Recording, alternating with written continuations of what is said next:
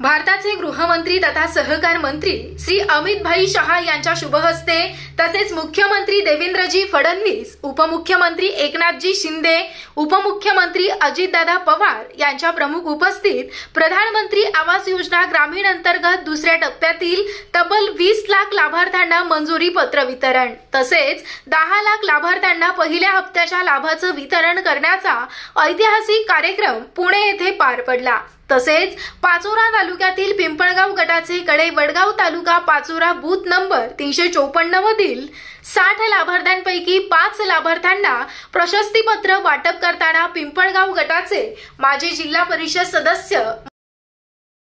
आणि ग्रामस्थ उपस्थित होते।